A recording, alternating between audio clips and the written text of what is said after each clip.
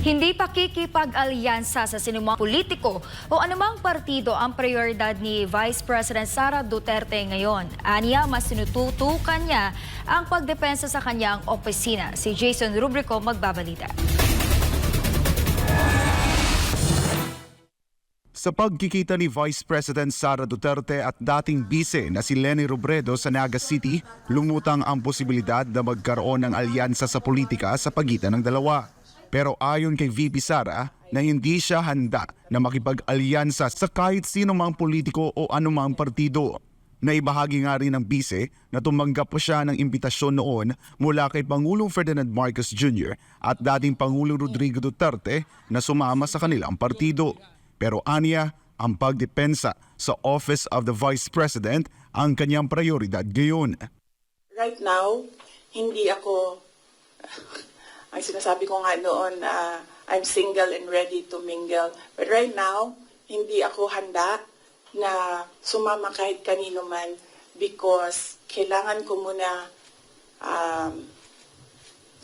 ayusin at ipagtanggol ang Office of the Vice President. So nandun tayo sa protect the Office of the Vice President na isa sa mga, of course, duties ng Vice President. Wala rin aniyang diskusyon na makipag-alyansa ang hugpong ng pagbabago sa Partido Demokratiko Pilipino o PDP. Pero may payo kaya ang ama ni VP Sara sa kanya sa pagdepensa sa kanyang tanggapan? PRD, talaga, iniisip niyo, magbibigay ng advice yun. Yan, sasabihin lang nun, sapakin mo na yan, suntukin mo na yan, sunugin mo na yan. Ganun. PRD is a jarhead, no? Alam naman natin lahat yan. So, kung pupunta kay PRD, ang ma-expect mo doon ay galit, sigaw, at volcano eruption, ganyan. Oo, ganyan. So wala siyang advice defending the Office of the Vice President. Samantala sa papalapit na filing ng Certificate of Candidacy para sa 2025 midterm elections, may individual ba na kakandidato pagka-senador ang i-endorso ng bise? Sa ngayon, wala. Wala akong Senate slate, wala akong senators. Kasi nga sabi ko, nakatutok kami defending the Office of the Vice President. I feel that that is my primary duty right now, to defend the office. Pero we'll see. Malayo pa naman kasi yung kampanya. Sa February pa siya magsisimula. So tingnan natin, baka pagdating noong February,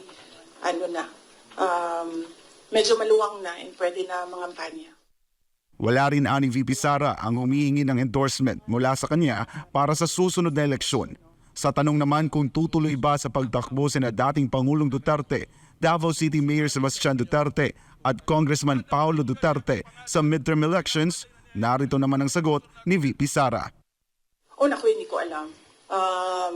Basta naririnig ko lang siya sa mga grupo nila, mga tao na nakapalibot sa kanila na tatakbo daw, naghahanda, tumakbo. Hindi ko lang alam kung sasabay-sabay silang tatlo. Para sa Diyos at sa Pilipinas kumahal, ako si Jason Rubrico, SM9 News.